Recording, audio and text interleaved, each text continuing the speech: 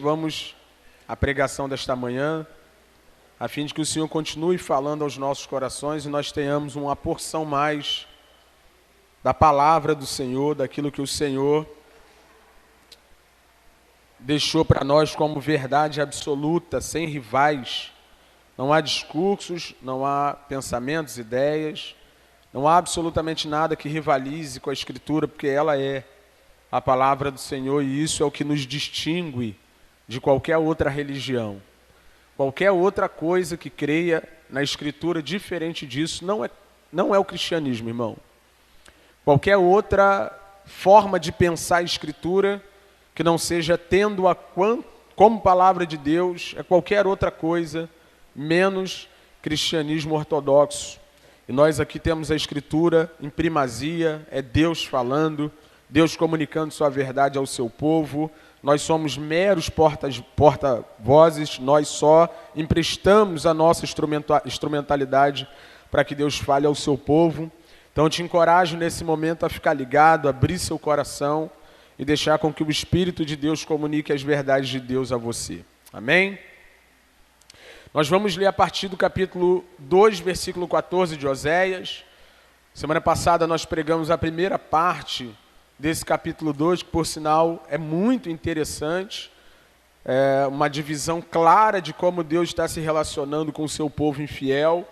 Semana passada nós vimos a infidelidade do povo, que se voltou para Baal e para os ídolos, e hoje nós vamos falar sobre a misericórdia de Deus sobre o seu povo, sobre Israel. Amém?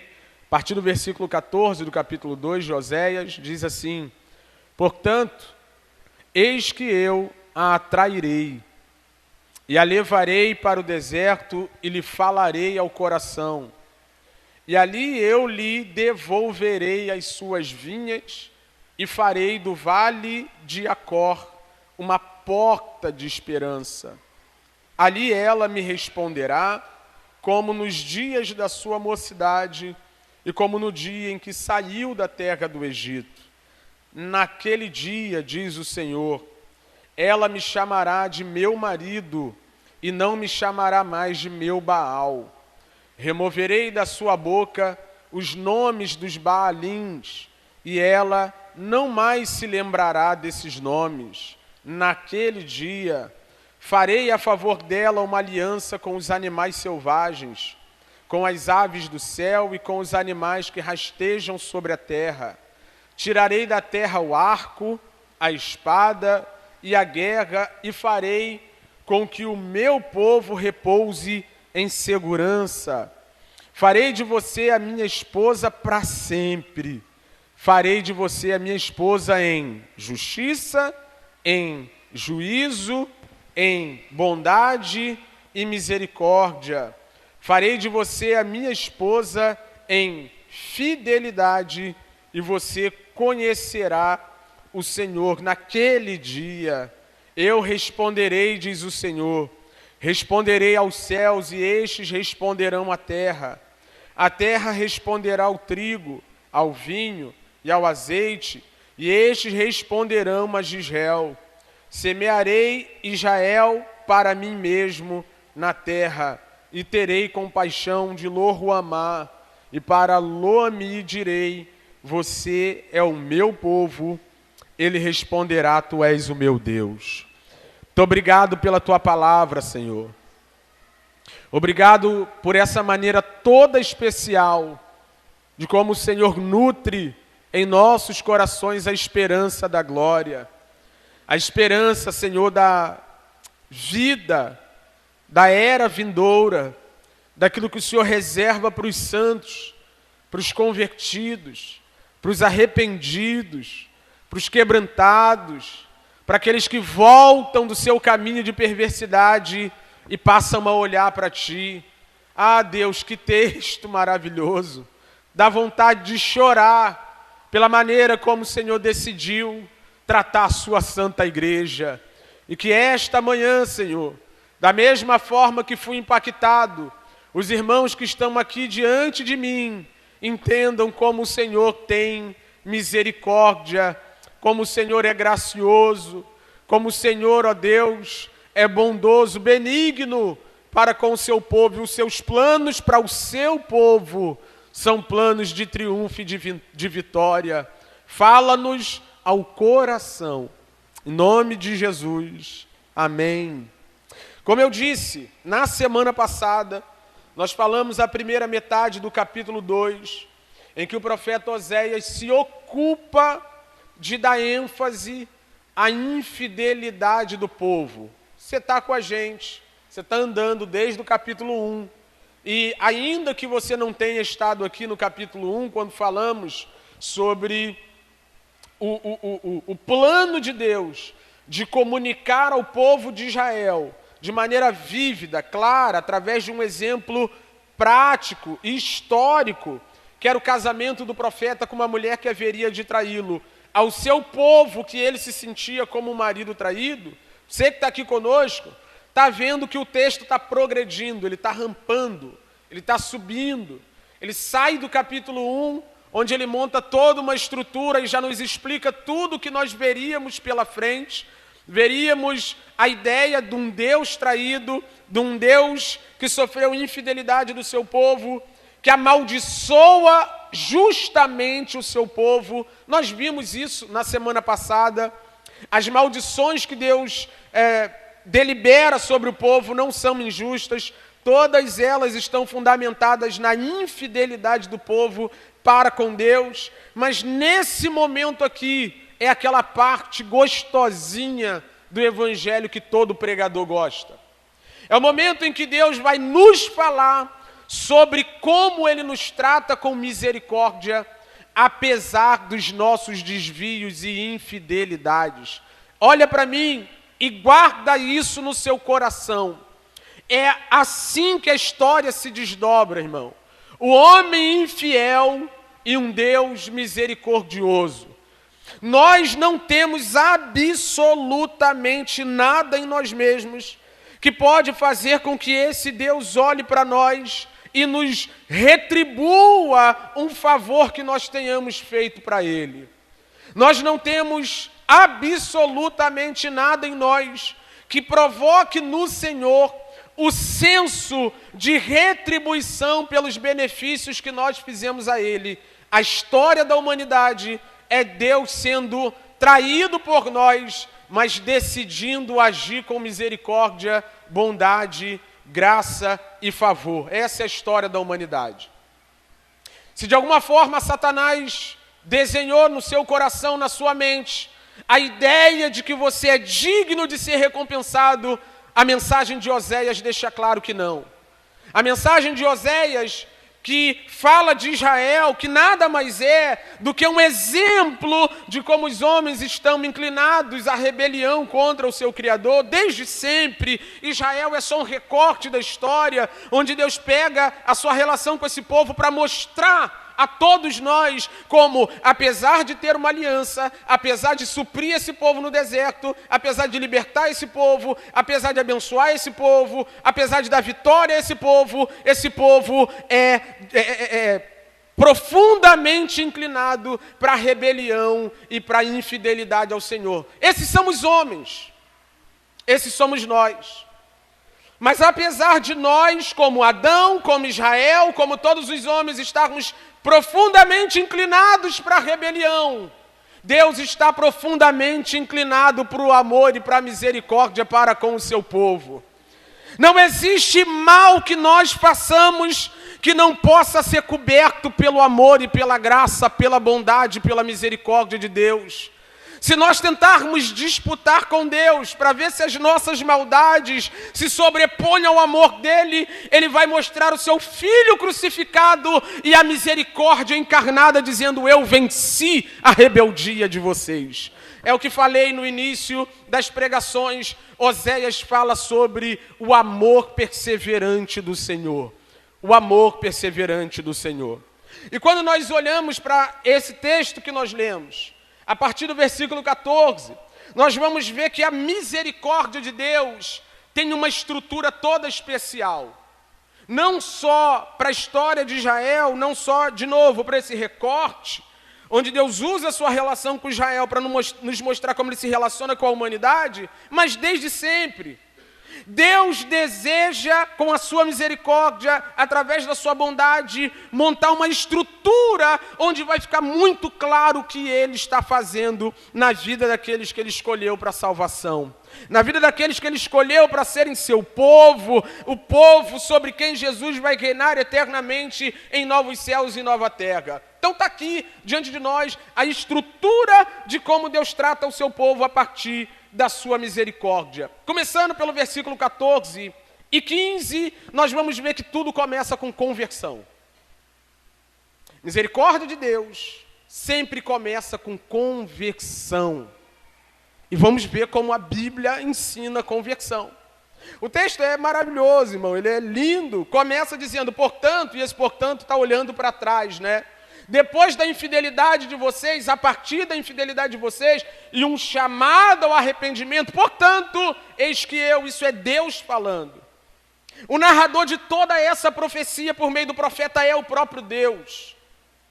E eu quero que você preste atenção em como Deus comunica as suas verdades de misericórdia ao seu povo. Portanto, eis que eu a atrairei. Eu preciso parar aqui. Não existe em nenhum momento da história onde Deus vai se relacionar com alguém em rebeldia, senão começando pela atração do próprio Deus, dessa pessoa para si. Isso aqui é o que teologicamente nós chamamos de graça irresistível. A maneira como Deus alcança o coração dos homens e os chama para si. E os traz para si. E eu já vou dizer, que eu tenho pouco tempo hoje. Ninguém vem se não for atraído pelo Senhor. Hoje eu vou lá na igreja, amém. Eu sei que você acordou hoje cedo e falou, hoje eu vou. Amém. Você pode ter vontade de vir no culto, mas vir a Deus é totalmente diferente.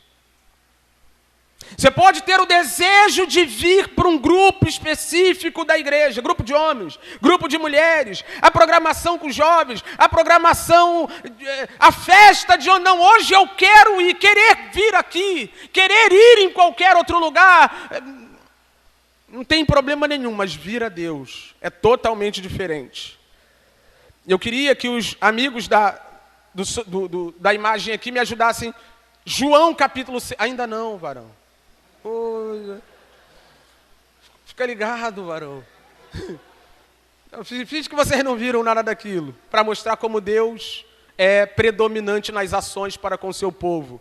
João capítulo 6, versículo 37, depois 44 do mesmo capítulo. Todo aquele que o Pai me dá, esse virá a mim.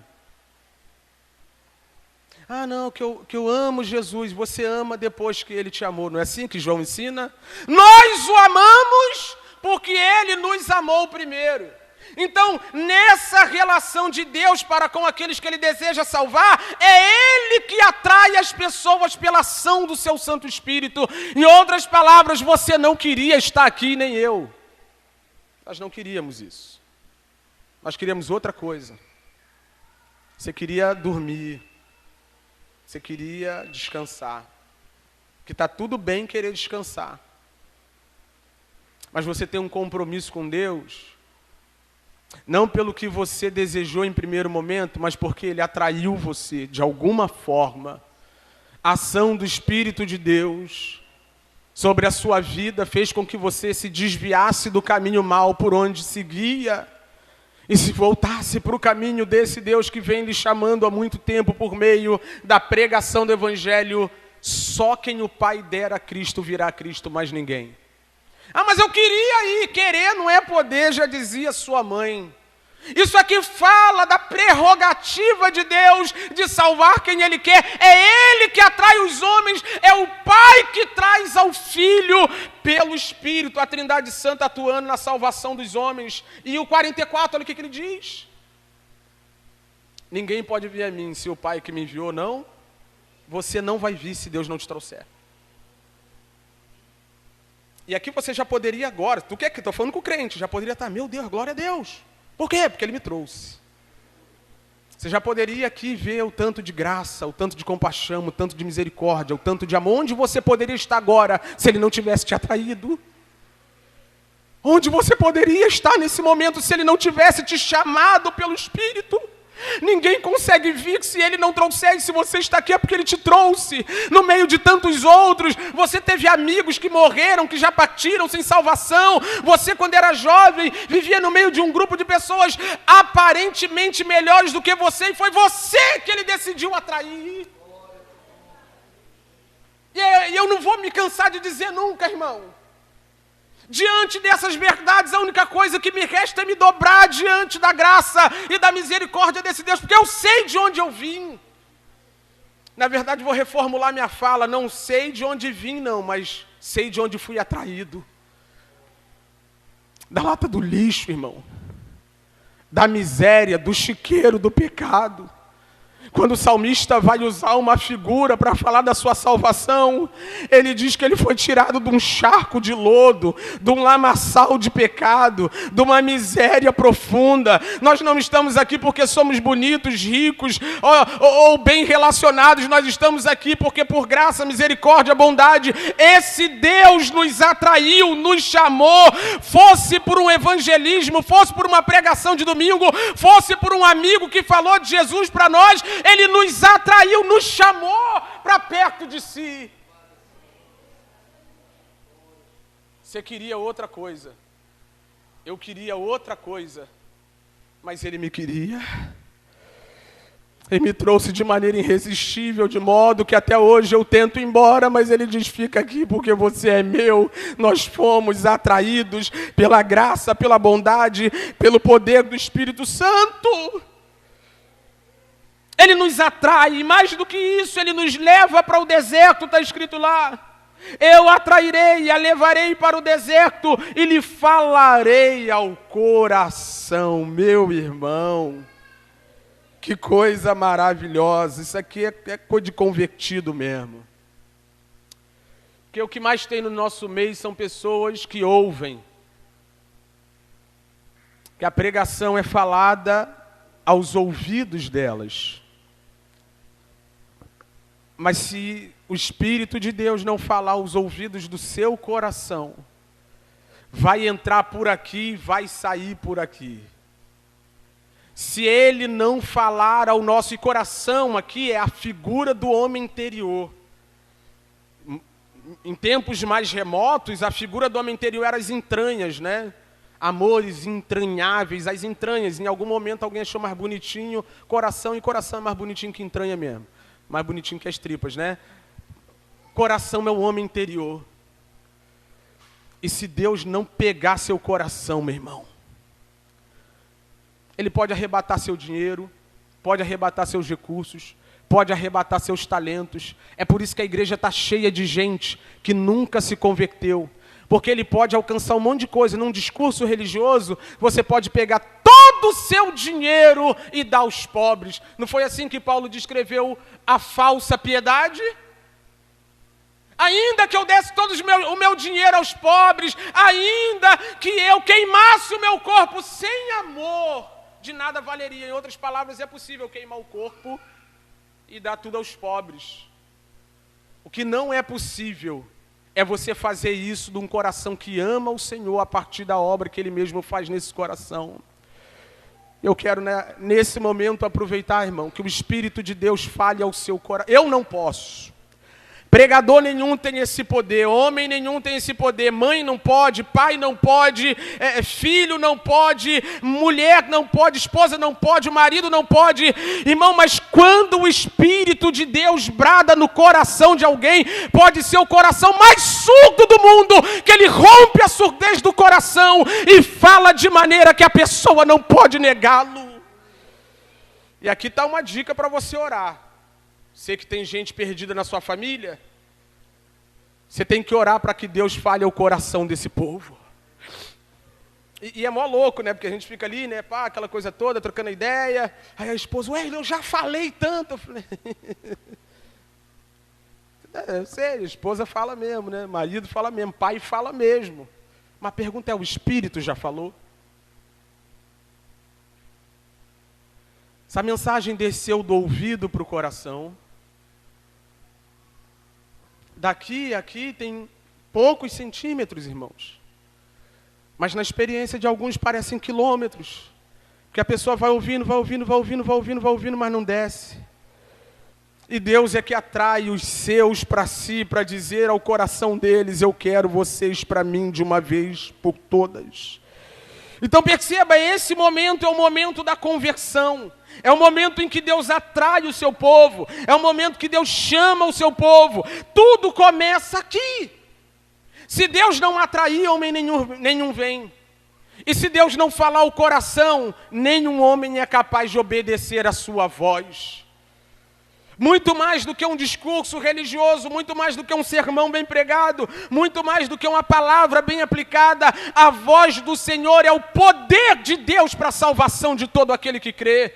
E de novo, quando nós falamos, o homem pode de alguma forma rejeitar o que nós estamos falando, mas quando Deus decide falar, não há quem possa resisti-lo.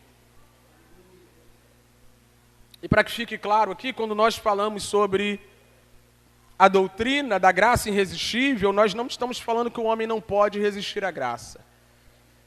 Que o homem não pode resistir ao chamado de Deus. Pelo contrário, é o que os homens estão fazendo desde sempre. A trombeta soando e os homens resistindo. Estevão, quando diante do Sinédrio, cheio do Espírito Santo, ele condena os religiosos dizendo: até quando vocês vão resistir à voz do Espírito? Tem como resistir a Deus? Mas o dia que ele deseja não ser resistível,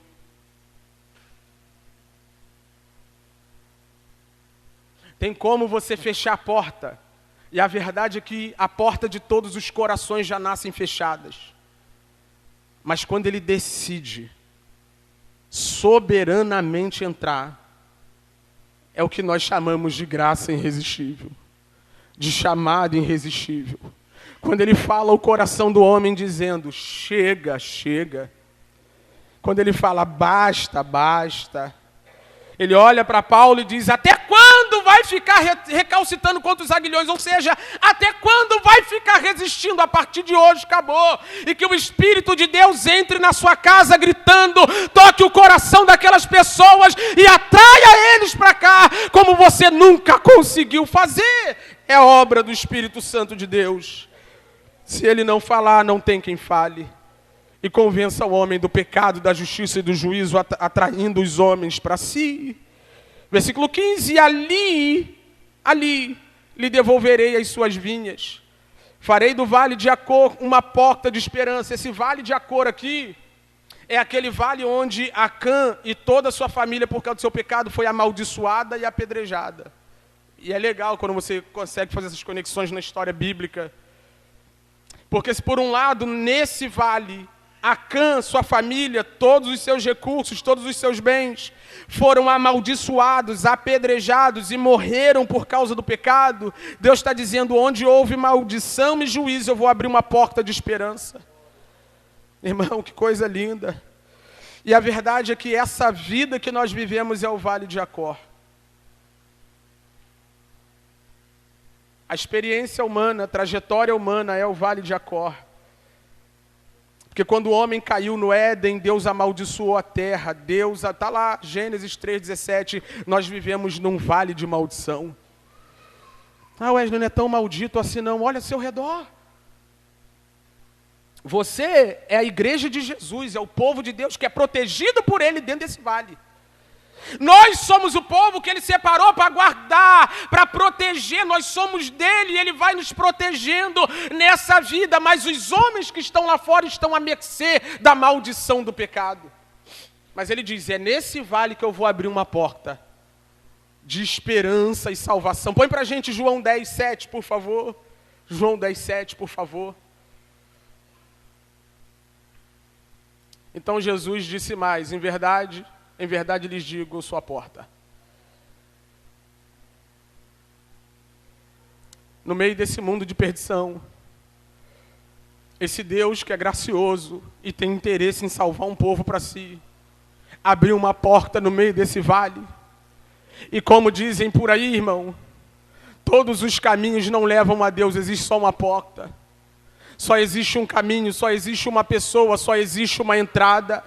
Nós estávamos no vale da maldição e no meio desse vale ele abriu, agora eu lembrei do Silvio Santos, né? A porta da esperança. Jesus Cristo, nosso Senhor, diante de nós, é uma porta para a eternidade. É por isso que eu não tenho uma morte, irmão. Wesley, qual o seu problema com a morte? O meu problema com a morte é quando eu vejo os perdidos e os amados morrendo, mas quando eu falo da minha... colocar diante da presença do meu rei. Ele invadiu a nossa maldição com uma porta de esperança, diz o texto.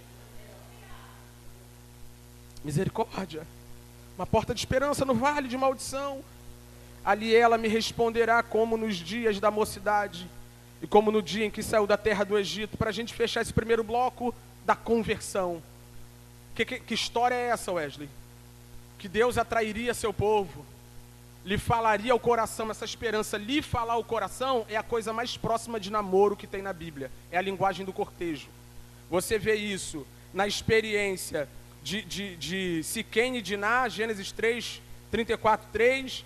Na experiência de Ruth com Boaz. Ruth fala isso para Boaz, 2,13. Você me tratou com tanta bondade que está me falando ao coração. É o cortejo. É aquele papinho no ouvido. E a palavra que aparece aqui, para essa expressão falar ao coração, de fato é a sedução. Mas nesse sentido, é a persuasão do próprio Deus no ouvido da sua noiva, dizendo: vem que você é minha, te escolhi e não te divido com ninguém. Em outras palavras, Deus está voltando para aquele lugar onde o namoro e o noivado começou. Quando vocês saíram do Egito, vocês caminharam no deserto. Lá não tinha água, dei água para vocês. Lá não tinha comida. Quem já viu o filme Tá Chovendo Hambúrguer? Foi assim no deserto. Maná caindo, chovia comida do céu e o pessoal não precisava sair para enfrentar a fila do açaí. Fui lá ontem, meu Deus do céu. Aquela fila de 15 volumes, né? 15 volumes, mas 60 pessoas na fila. O povo só saía de casa e colhia a provisão que Deus derramava no céu. E Deus está falando: lembra, eu estou te levando, eu estou te trazendo, te atraindo para esse lugar onde tudo começou. E todos nós que entramos no tempo e no espaço através do nascimento natural, o Senhor nos colocou aqui para ter o início com as nossas vidas. E parece que Ele está dizendo a alguém: esta manhã eu estou te levando no lugar aonde tudo começou, aonde você caiu, mas não me reconheceu, para restaurar sua vida de uma vez por todas. Perceba, nós estamos falando de um povo que já tem experiência. Israel já tinha uma história com o próprio Deus, só não tinha conversão. E onde não há conversão pode haver história, que não adianta nada. E Ele está dizendo: eu vou atrair vocês, eu vou falar o coração de vocês, eu vou cortejar vocês.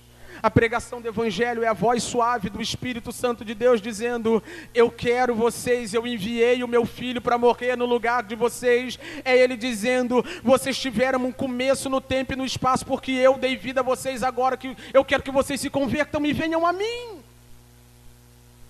Então, nessa estrutura de misericórdia, graça, bondade, favor do Senhor, tudo começa com conversão. Se não tiver conversão, não tem uma trajetória de fidelidade ao lado desse Deus. E na conversão, é Ele que atrai, é Ele que fala, é Ele que convence, é Ele que nos leva para um cenário onde a bondade e a misericórdia dEle ganham sentido. Foi assim comigo, foi assim com você, nos convenceu do pecado, da justiça, do juízo, e quando nós menos esperamos, já estávamos aqui servindo a esse Deus, que é bondoso eternamente. Amém. Depois que ele fala sobre conversão, ele vai falar sobre a restauração da verdadeira adoração, versículo 16 e 17. Vamos falar de Adão, sempre falando de Adão ali no Éden. Qual foi o problema da queda de Israel? O mesmo de Adão. O problema da queda de Israel é que Israel se voltou para ídolos, para deuses falsos e abandonou o verdadeiro Deus. Qual é o problema de Adão? Ele quis ser Deus de si mesmo. O diabo disse, a proposta do diabo, né? O dia que vocês comerem do fruto, vocês serão igual a Deus. Igualzinho. Já tinha mais semelhança sobre eles, né? Mas eles queriam mais, eles queriam ser deuses de si próprios. E é ali que tudo começa. Ou é ali que tudo termina. No momento em que o homem constrói um Deus diferente do verdadeiro, seja ele ou seja qualquer outra coisa, é onde o negócio fica ruim. Então, se tudo começa com idolatria, tudo tem que começar com restauração à verdadeira adoração.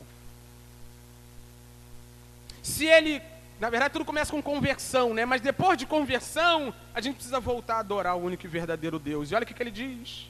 Naquele dia, essa expressão naquele dia ela é emblemática, ela vai aparecer 3 vezes e dividir o texto naturalmente.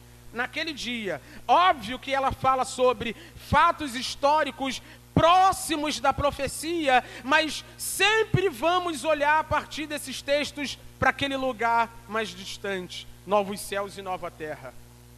É ali que tudo vai se resolver de uma vez por todas. Naquele dia, diz o Senhor, ela me chamará de meu marido. Ela quem? A igreja. O povo dela, o povo dele, o Israel de Deus.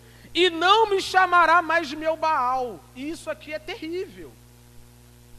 Há uma confusão na cabeça de Israel, onde o Deus verdadeiro e Baal dá no mesmo. E é por isso que o povo de Israel troca nomes, né? Ora é o Deus verdadeiro, ora é Yahvé, o Deus de Israel, ora é Baal. Isso é o que a gente chama, nos dias de hoje, de sincretismo religioso, onde você mistura um monte de adoração num pacote só. E Jesus ensinou que não tem como servir a 2 senhores. Não tem como servir a 2 senhores.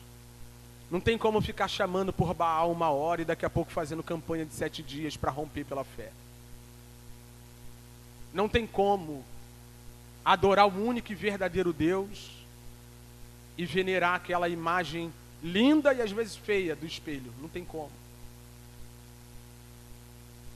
Lembra da pregação de Elias? Para mim, uma das pregações mais poderosas do Antigo Testamento. Capítulo 18, versículo 21, se não me engano, do primeiro livro dos Reis. Põe só para ver se eu acertei, ver se a memória está boa.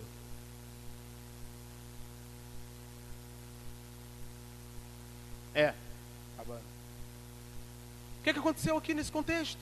O povo se voltou para Baal, para idolatria. O povo estava afundado em idolatria. Deus fecha o céu, não chove, 3 anos sem chover, 3 anos e meio, sem uma gota d'água. Deus está dizendo, quem manda nas estações, no tempo, na chuva sou eu. Vocês estão idolatrando o Deus errado. E naquele momento que Deus queria virar o cativeiro do povo, Elias prega. Depois Elias se aproximou de todo o povo e disse, até quando vocês ficarão pulando de um lado para o outro? Olha para mim aqui. Irmão, não tem espaço para 2 deuses no seu coração. Não tem. Tira casaco, bota casaco. Um dia é crente, um dia está mais ou menos. Um dia quer uma coisa, outro dia quer outra. Um dia quer desbravar as nações pregando o evangelho, outro dia não sai nem de casa para ver o culto. Sabe? Ânimo dobre. Tiago chama isso de ânimo dobre. Um dia quer, outro dia não quer. Um dia está pegado a uma coisa, outro dia está pegado a outra coisa. Um dia está com o coração cheio de Deus, outro dia está com o coração cheio de deuses. E a pergunta de Elias é pertinente. Até quando? Vocês vão ficar pulando de um lado para o outro? Até quando vocês vão andar divididos? Maioria aqui do pessoal na igreja é casado, né? Gostaria de ver sua esposa ser um esposo com outra pessoa? Ué, não sou casado não, mas namoro. Namoro não é nada. Você não é nada dessa pessoa. Amém? Você não é nada. A Bíblia não sustenta namoro. Mas se você nem tem uma relação chancelada pela Escritura e já é ciumento, imagina o dia que tiver. Deus não divide sua glória com ninguém. Deus não divide cadeira. Senta aqui de ladinho, Baal, que a gente... Não. O Deus de Israel e o Deus da igreja é o único e verdadeiro Deus e não reconhece rivais. Não dá para viver de sincretismo, não dá para misturar tudo no nosso meio, não dá para aceitar tudo no nosso meio. Nós só temos um único e verdadeiro Deus, adoração somente a Ele, glória somente a Ele. Nós cantamos aqui. Olha o 17. De Oséias, vamos voltar para Oséias, olha o 17. Removerei da sua boca os nomes dos Baalins. Quem vai remover? Deus. Próprio Deus. No final vou falar sobre isso aqui. Mas é o próprio Deus, ao passo que Ele trata com o seu povo, que tira da boca do seu povo a falsa adoração, o falso louvor, o falso engrandecimento, o falso culto, a falsa devoção. Irmão, que o Espírito de Deus fale ao seu coração esta manhã. Deus está te restaurando para voltar àquele lugar aonde Adão olhava para Deus na viração do dia e dizia: bendito seja o seu nome. Depois que Adão comeu do fruto, ele começou a louvar a si mesmo, a adorar a si mesmo, começou a olhar para si mesmo como conhecedor de bem e de mal. Mas antes disso ele sabia: o meu Criador está vindo aí, está dando a hora, 4:30, ele está chegando. E ele se curvava com a sua família diante do Criador. O Senhor vai nos levar de volta para esse lugar de adoração única e exclusiva ao Senhor. Ele é ciumento. Deus tem um zelo com a sua glória, irmão. Deus tem um zelo com o louvor e adoração que pertence somente a Ele. O profeta Isaías disse que Ele é o Senhor e a sua glória Ele não daria a mais ninguém. E se a sua vida tem estado devotada a outra coisa que não seja Deus, sua causa, seu reino, você precisa rever os seus conceitos. Você precisa, é o que o Alex falou aqui em oração, cuidado com o rolo compressor de Jeová, que quando Deus costuma quebrar ídolo, Ele sai passando por cima do idólatra e mostrando que Ele não se deixa escarnecer, a Ele a glória eternamente, amém. Então, Ele converte, Ele restaura a adoração. Terceiro, Ele restaura relacionamentos. Se tu olhar para o Éden, tudo que quebrou lá, Deus está resolvendo aqui. Ele converte, restaura a adoração do homem idólatra que quis ser semelhante ao Senhor, não em imagem e semelhança, mas ser Deus como Deus era. E o que quebra também no Éden? Deus chega lá: cadê vocês, pessoal? Vim para o nosso café da tarde. Está Adão e Eva atrás do arbusto, os dois aqui. Aí Deus: cadê vocês, gente? Não estou vendo vocês não. Deus, né? Onisciente, onipresente. Estou vendo vocês não, cadê vocês, gente? Porque Deus nos provoca para tirar de nós aquilo que Ele já sabe que é uma verdade, mas nós ainda não sabemos. Deus está provocando Adão e Eva. Aí Adão dá um pulo, igual o Tomás, né? Fica embaixo da coberta e tu está vendo o pé, mas ele está aqui. Sumiu. Aí eu: cadê Tomás? Ele: opa! Ai meu Deus! Tipo assim, aí Adão e Eva: oi Senhor, a gente está aqui. A gente estava nu. A gente sentiu vergonha e a gente se escondeu. Quem falou para você que você estava nu? Te criei num estado tão puro, a fim de que você não se envergonhasse pelo fato de estar nu, e agora você está passando vergonha porque me desobedeceu. Aí Adão: foi ela, a mulher que tu me deu. Acabou as relações. A mulher que tu me deu, as relações acabaram. O homem agora não consegue se relacionar bem, e Deus está restaurando os relacionamentos quando Ele chama o seu povo de volta para si. No versículo 18, na parte A, Ele restaura o relacionamento do homem com a criação. Olha o que está escrito lá. Naquele dia, viu? Naquele dia de novo, farei a favor dela uma aliança com os animais selvagens, com as aves do céu e com os animais que rastejam sobre a terra. Põe para a gente Gênesis 1, 26, para a gente ver como Deus colocou o homem para se relacionar bem com todo o restante da criação. E Deus disse: façamos o ser humano à nossa imagem, conforme a nossa semelhança. Tenha ele domínio sobre peixes do mar, sobre as aves do céu, sobre os animais domésticos, sobre toda a terra. Ou seja, o homem foi criado para governar e ser um gerente diante de Deus e a Ele prestar glória. Quando o homem cai, a relação do homem com a criação quebra. De modo que esses animais que deveriam nos respeitar, de vez em quando nos atacam, né? Eu tenho medo de cachorro. Wesley, qual o seu problema com o cachorro? Um dia eu te conto. Mas eu tenho problema com o cachorro. Aí você: pô, Wesley é mó bobo, né? Você tem medo de leão? O profeta Isaías diz que quando nós estivermos em novos céus e nova terra, o leão vai pastar junto com o cordeiro. O lobo vai pastar junto com as ovelhas, ou seja, A harmonia que o pecado destruiu, novos céus e nova terra vão restaurar. Em outras palavras, toda a criação está lá, Gênesis 3, 17, toda a criação foi amaldiçoada, mas na palavra do Evangelho, Ele está restaurando todas as coisas, inclusive a nossa relação com a criação. Deus vai restaurar céus e terra, e um dia estaremos habitando num lugar onde ninguém vai ser perseguido por cachorro, para a glória de Deus. Não, pinche é terrível, irmão. Pinche.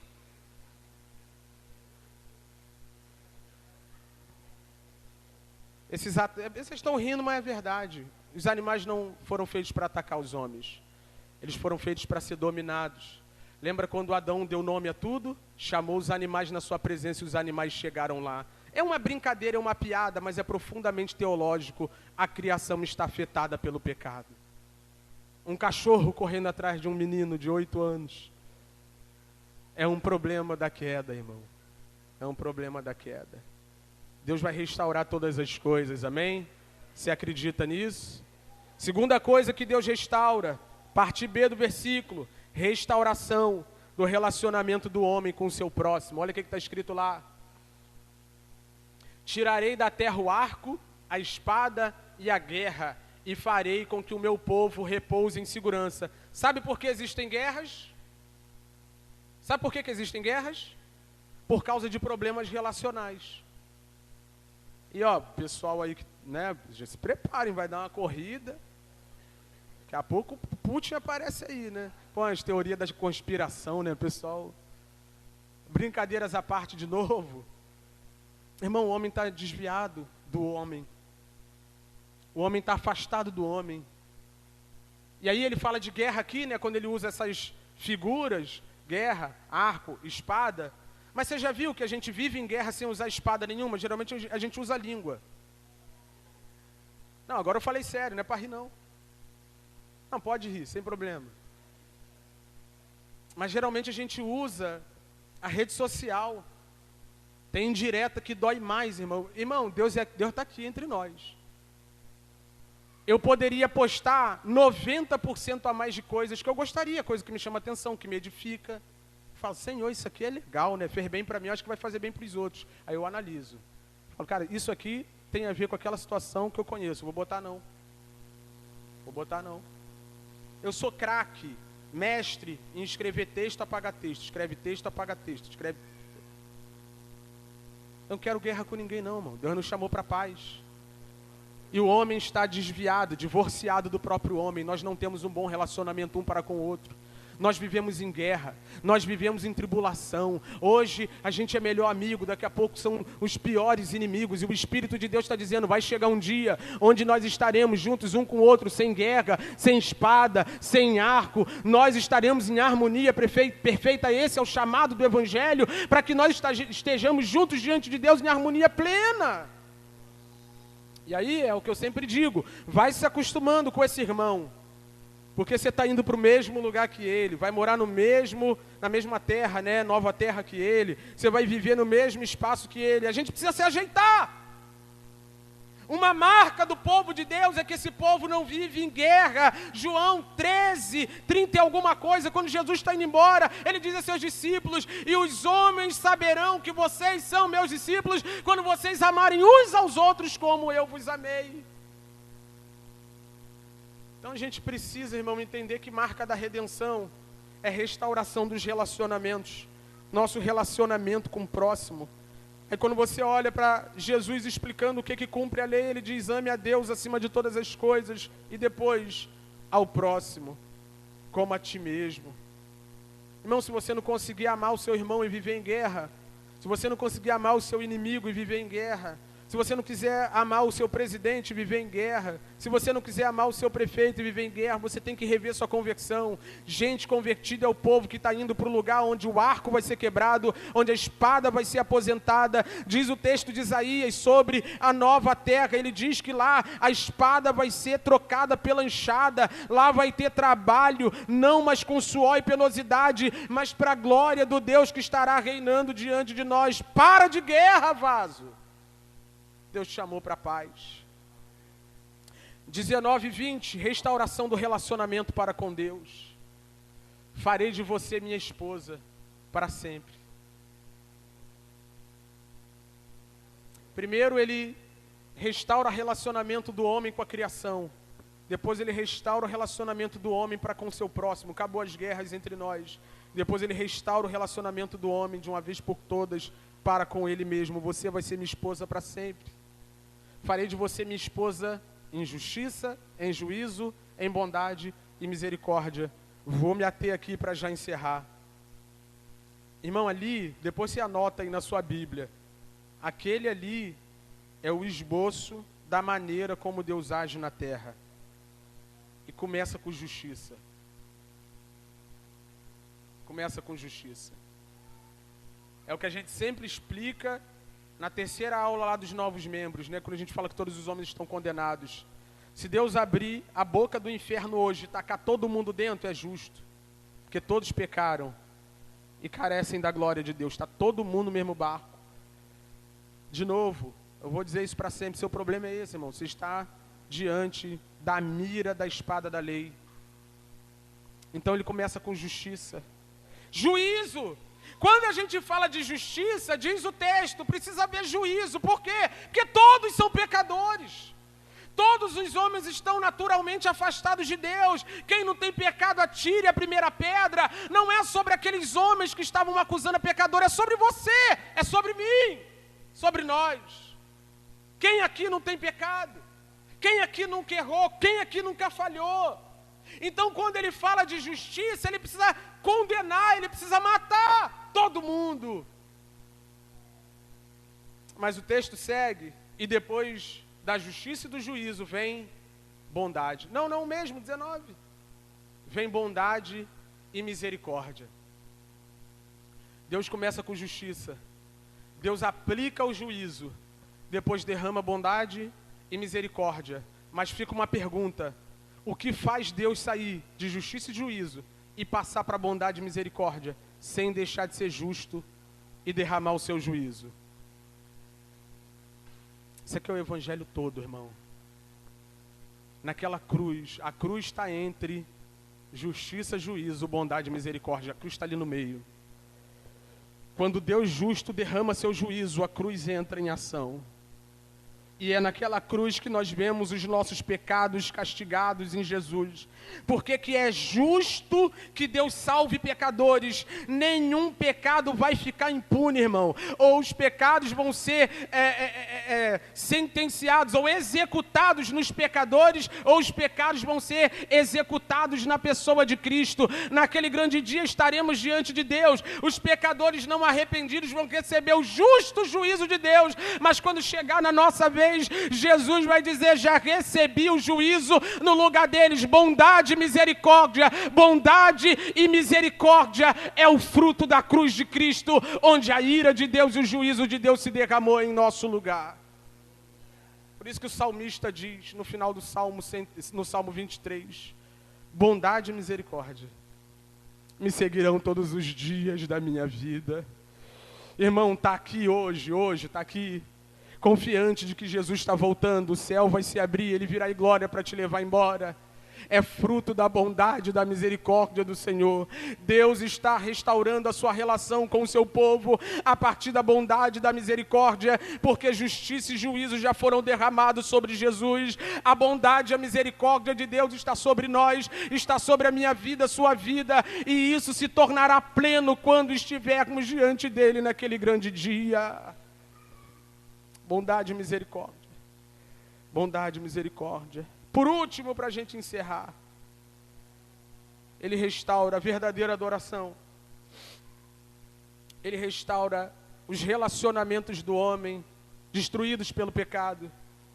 E Ele restaura a sua provisão sobre o seu povo. Vamos lá para o versículo, 21. Naquele dia eu responderei, diz o Senhor, responderei aos céus, e estes responderão à terra. 22. A terra responderá ao trigo, ao vinho e ao azeite, e estes responderão a Israel. Quem estava aqui no primeiro capítulo e quem estava aqui na primeira parte do capítulo 2, viu que a primeira coisa que Deus fez quando o povo dele se desviou é fechar o céu, acabou. Não tem vinho, não tem trigo, não tem azeite, não tem nada. Por quê? Naquele tempo em que a revelação de Deus não estava completa ainda e Cristo não tinha aparecido, as pessoas teologicamente entendiam a maldição de Deus por meio dos recursos que Deus travava. Hoje não mais, hoje está claro que o problema é pecado, mas naquela época eles entendiam que a desaprovação de Deus passava pelos recursos que Deus retinha. Agora, quando nós olhamos para isso aqui, é como se Deus dissesse: tudo que vocês perderam eu vou devolver para vocês. E aí ele diz, eu vou conversar com o céu. Deus está falando, né? Versículo 21. Eu vou conversar com o céu vai conversar com a terra vai conversar com as plantas. É a maneira de Deus dizer: quem é soberano sobre plantio, colheita, chuva e fruto, não é Baal. Quando Deus fecha o céu no período de Acabe e Elias, Ele está dizendo, Ele está mostrando, gente, quem criou vocês fui eu, e sou eu que dou a vocês o mantimento que vocês precisam. Põe para a gente Gênesis, capítulo 2, versículo 8. Gênesis 2, 8. E o Senhor Deus plantou um jardim no Éden, na direção do Oriente, pôs nele o homem que havia formado. 9. Do solo, o Senhor Deus fez brotar todo tipo de árvores agradáveis à vista e boas para alimento. Irmão, Deus é provedor desde sempre. Deus está cuidando daqueles que Ele criou desde sempre. E olha o que o homem faz com o pecado. Gênesis 3,17. O homem cai. E Adão disse: por ter dado ouvido à voz da sua mulher e comido da árvore que eu havia ordenado que não comesse, maldita é a terra, toda a criação amaldiçoada aqui por sua causa. Em fadigas você obterá do solo sustento durante os dias da sua vida. Em outras palavras, aquilo que vinha mole, agora vai vir com penosidade. Agora é 8h20 por dia, de segunda a sábado, pegando o trem lotado BRT para ganhar um salário mínimo. Irmão, vou ser muito honesto, sei nem como é que o pessoal sobrevive. E sobrevive. E nós estaremos um dia num lugar maravilhoso. Põe pra gente Apocalipse 7,16 e a gente encerra aqui. Apocalipse 7,16. Isso aqui é já tudo resolvido, jamais terão fome. Se coloca de pé para a gente encerrar. Celebrarmos a ceia do Senhor. Jamais terão fome, irmão. Irmão, eu não sei se tu crê nessas coisas, mas deveria, porque você é crente. Deus está devolvendo tudo que o pecado tirou de nós. Deus está restaurando todas as coisas que o pecado levou de nós. Nossa adoração somente a Ele. Nossos relacionamentos estão sendo revistos. O Evangelho está mudando a vida das pessoas, irmão. E o salmista pode dizer, ainda que ele não tenha chegado em Apocalipse 7,16, onde não teremos mais fome, mas ele pode dizer: fui moço, sou velho, nunca vi um justo. Ah, Wesley, meu Deus do céu, não tem dinheiro para ir no açaí, mas você tem um monte de irmão. Hoje mesmo o irmão Magno estava falando, né? Mó tempão que ninguém pede uma cesta básica, né? Graças a Deus por isso. Que bom que os irmãos da igreja não estão precisando. Mas o dia que a gente souber que tem um irmão aqui na igreja em necessidade e não falou nada, tu vai arrumar um problema com Deus. Irmão, o povo de Deus, o povo de Jesus Cristo. Se Ele é esse provedor supremo, como é que no nosso meio tem gente com necessidade? Não pode. Tem como? Se Ele é o Deus dos relacionamentos restaurados, como é que a gente vive aqui em guerra? Não pode. Não tem como. Se Ele é o Deus único e verdadeiro que deve ser adorado, como é que a gente vive aqui? Com o coração inclinado para as outras coisas. Mas bondade e misericórdia estão nos alcançando hoje, amém? Bondade e misericórdia estão sobre a nossa vida hoje. Deus está nos levando para um lugar de redenção plena. Esse povo que traiu, esse povo que se desviou, esse povo que abandonou a Deus, está sendo atraído e chamado por Ele. A pregação do Evangelho, o anúncio, a proclamação da boa notícia, é o chamado de Deus aos homens: vem que eu quero restaurar a vida de vocês. Casamentos restaurados. Irmão, a gente não prega sobre casamento aqui, a gente prega o Evangelho. Mas se o Evangelho não pode restaurar um casamento, o que mais pode? A gente não prega sobre porta de emprego aberta, nada disso. A gente prega sobre o Evangelho. Mas o Evangelho ensina o homem a glorificar a Deus por meio da correria. A gente não prega sobre dinheiro aqui, a gente prega sobre o Evangelho. Mas, irmão, se o Evangelho não dá ao homem uma cabeça boa para prosperar, pelo menos gastar mais do que ganha, gastar menos do que ganha, desculpa. Irmão, o Evangelho está ajustando tudo. Eu disse isso há poucos dias e vou dizer de novo: o Evangelho salva a alma e ajeita os caminhos. O Evangelho está ajeitando e restaurando os nossos caminhos, irmão. O Evangelho está botando o nosso coração no lugar certo, diante do único e verdadeiro Deus. O Evangelho está restaurando nossos relacionamentos. Tomar carreira de cachorro nunca mais.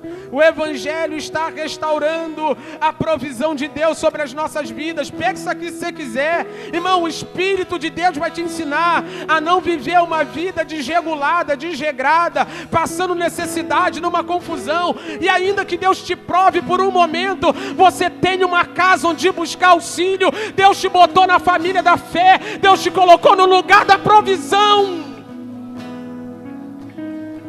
Deus está restaurando tudo, irmão. Agora olha que lindo, põe pra gente. Esse aqui é o texto. Esse aqui é o texto que nós lemos hoje. E nesse texto aí, nesse bloco, é Deus que narra a profecia. É Deus que narra a profecia. E aí tem 17 verbos em primeira pessoa, é o narrador falando. Tá tudo de azul. E tem 4 verbos em terceira pessoa, que é a resposta da esposa. Aqui, ó. Quem está falando mais sobre ações ali? O povo ou Deus? Está lá, ó. Atrairei, levarei, falarei, devolverei, farei, removerei, farei, tirarei, farei de novo, farei de novo, farei de novo, responderei, semearei, direi, terei. É Deus atuando em favor do seu povo. Antes de você pensar em fazer alguma coisa, já tem alguém no céu fazendo. Quando os fariseus interpelam Jesus por trabalhar e curar no sábado, ele diz: o meu pai trabalha até agora e eu trabalho também. Deus está agindo em favor da sua igreja. Isso aqui deixa claro, irmão, que a iniciativa e o protagonismo nas ações, na relação entre Deus e os homens é totalmente de Deus. É Ele que te atraiu, é Ele que está te mudando, é Ele que está te transformando, é Ele que está abrindo porta, é Ele que está cuidando de você, restaurando sua casa, restaurando sua vida, ajeitando sua bagunça. É Ele. Nós estávamos perdidos. E o que a esposa faz? Ela responde. Ela me responderá, ela me chamará, ela conhecerá, ela responderá. A gente vai respondendo o que ele vai falando. Ele vai provocando e a gente vai respondendo. Ele vai cutucando e a gente vai dando retorno. Deus está falando por meio do Evangelho e nós temos uma obrigação de dizer: eis-me aqui, minha vida é sua, tudo que tenho é seu, faz o seu querer, usa a minha vida te pertence. Ah, Deus Santo. Deus Santo. Quero que você saia daqui convicto, irmão, de que nessa relação de redenção, Deus está trabalhando incansavelmente a seu favor. Que nessa relação de redenção, Ainda que você não veja nada, tem alguém agindo, fazendo, operando. Deus está trabalhando em favor dos seus eleitos, em favor do seu povo.